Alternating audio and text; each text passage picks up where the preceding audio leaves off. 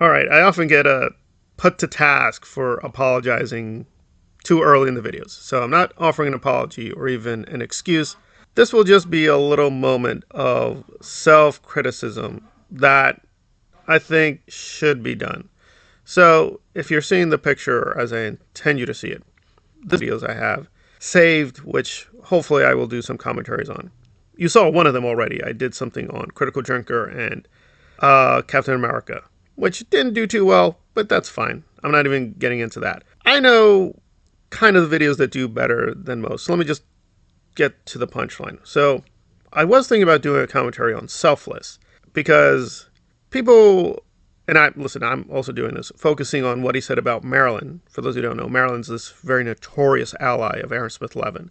But actually, Selfless really concentrated on Eric, who is also being very critical of him and critical of DOA. But looking at the numbers, I'd have to be like, yeah, well, maybe, but that might get like 200 views.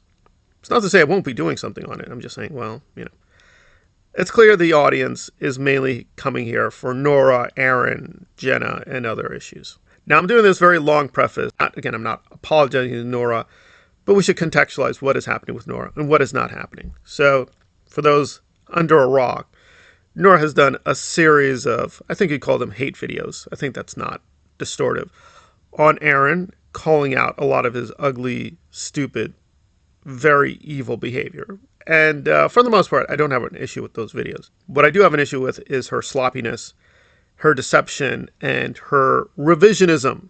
Aaron is also legitimately upset about. It would be one thing if Nora was really angry at Aaron and what he's done. Okay, that's legit because Aaron did mistreat her and lied about her, insulted her, and so on and so forth. It's just the way she's revising the record where she just wasn't a collaborator with Aaron, but was this force of anti-narcissism. In other words, she was the sane person in the room. Aaron went too far, and Nora woke up and said, no, you've gone too far.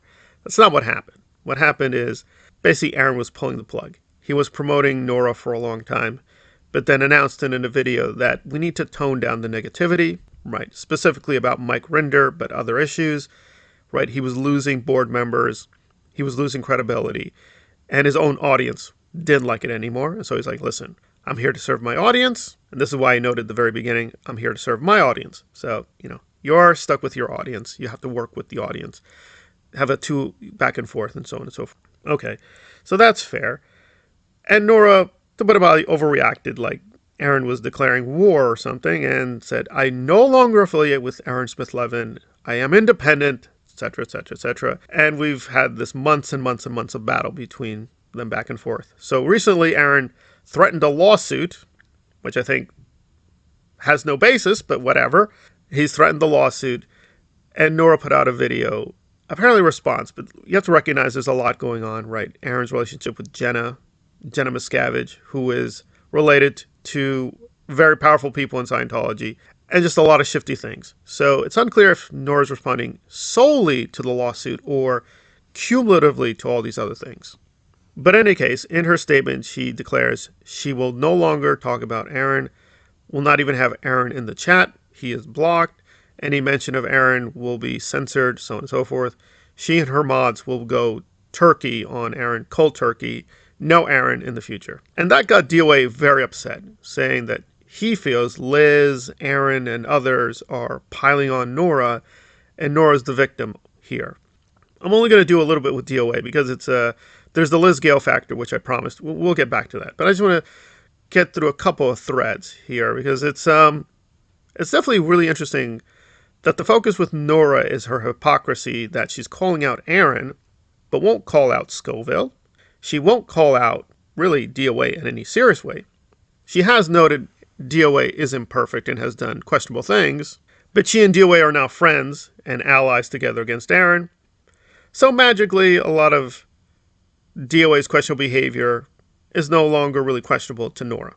But it cuts both ways, because now DOA's credibility is also in trouble because he's calling out Aaron, right? He's calling out Streets LA, and he's calling out their hypocrisy and a lot of the double standards at SPTV, which is correct, and I've noted that as well. But then with Nora, DOA is very much kid's glove saying, do I agree with everything Nora says? Do I think Nora says some stupid things? Yes. But come on, guys.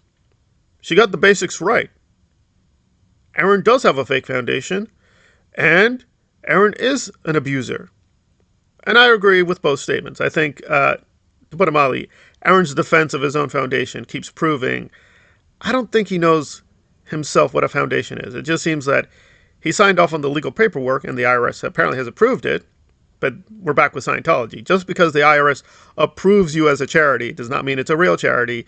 That doesn't even mean you're following the law with charities. It just means the IRS approved it, which, there you go. That just tells us more about the IRS, but that's another story for another time.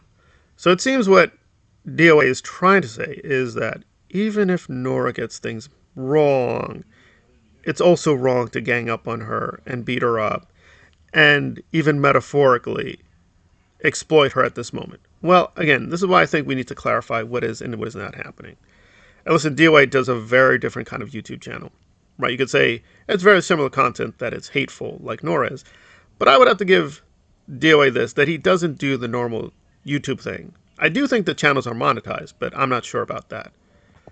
But Nora, like myself, is monetized, and that does create a certain environment of incentives. And you should be honest about that. And we should just be honest about Nora trying to be deceptive about what is happening with her channel. So it's correct that it's not only about hating Aaron. Nora does do other kinds of content. She does other kinds of videos.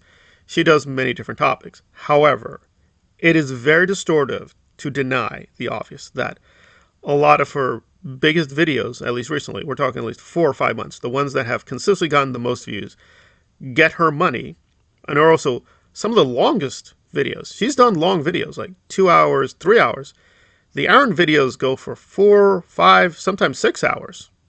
And again, if you do watch them all the way through, that does generate a lot of money for you. So again, Nora is very deceptive. Now I get it that DOA is framing it as she's still in recovery. She's recovering from the abuse of Aaron. And again, if I'm being serious about my criticism of Aaron, I'd have to take that seriously. And I agree. Like, well, yeah, if you're in an abusive relationship or abusive cult, we have to be careful there. At the same time, let's not be blind here, right? 10,000 views is 10,000 views is 10,000 views. Now, paradoxically, it is not growing Nora's channel. In fact, she's lost people. She used to have 14,500. I've checked twice, so it may change now. She's now at 14,400 people. So, or 14,400 something, because YouTube is a little imprecise with the numbers. So it seems like Nora's stuck. On the one hand, she found her gold mine. Right? Mine was hating Mike Rinder and hating Aaron. But Mike Rinder's dead. It's not that she can't continue talking about Mike Rinder or even hating Mike Rinder, except it just looks bad. Right? It looks bad. He died of cancer. Rinder has a family and he has children. So it would look bad. If she continued to hate Mike Rinder, it would look bad. It would look bad. But with Aaron, who's a full-grown adult and healthy, as far as we can see, and has plenty of money, again, you can like Aaron or dislike Aaron, but you're not going to say it's an unfair fight, right? This is not an old man dying of cancer. It's just not. So with Aaron, a lot of people, even if they like Aaron, you can say, yeah, I mean, I don't like these videos, but, at the end of the day, Aaron can take it. So she found another gold mine with Aaron and hating Aaron. And she's feeling some backlash here. So what I think is happening is she's just reformulating what the channel is up to. Notice, by the way, she's not saying she's not going to cover Jenna, right? Or other issues related to Aaron. She's just not going to directly address Aaron, at least not in the immediate future. Which with Nora, well, we know what that means. We know she's going to come back to it, of course. It's just too much money, right? She gets a lot of attention. And as much as she keeps fake crying about these things, that's what she wants. She wants the attention and she wants the money. So I think there's a brutally much more simple explanation for what's going on here. She's gotten a lot of traction from the hate Aaron videos, but even her own audience is kind of puzzled about how much further they should go, right? Should she really do like a quota of 2 to 3 videos every week on Aaron, even after, and I think I've lost count, she swore for about 3 times she will not bring up Aaron again. But she did another video after the 3rd time she swore, I'm not going to bring up Aaron again. So yeah, it's kind of a repetitive cycle with her. That said, I do think she's going to be serious that for a couple months, maybe she won't do any Aaron content, but she'll have her recovery period and then say, I'm back, guys, and I am talking about Aaron not because I want to, but because I have to save the community, yada, yada, yada, yada. I'm just finding this whole false virtue thing. That's what I find offensive. Now, I get it, the DOA, good faith, is trying to reconstruct things because they're friends now, right? He's still a boyfriend with Lara. Lara is friends with Nora. I get it. It's complicated. It's these friendships are all mixed up. However, it is also just, it is about the monetization. It is. It is about making money from Aaron's misery, which I'm not standing up for Aaron. I'm just saying Nora trying to reframe it always as she's heroically saving us. It's like, no, you're making a lot of good money. You made good money hating Rinder. Rinder is gone. So you're left with a paradox. Aaron, yes, but now I'm feeling some backlash. So I need to think how to continue the hatred and get the money, but not lose my loyal subscribers. And that is a paradox all YouTubers face when they have certain topics that are really good with their audience, but the YouTuber has credibility issues with that particular topic. Not me, but with Nora, it's definitely a minefield because like everything you're accusing Aaron of, technically you're guilty of, so it just feels a little strange. But there we are. So ironically, one of the things that Aaron's threat of a lawsuit is exposing is not just Nora's, but DOA's vulnerability, because people are going to bring him to task for what Nora does and her silliness.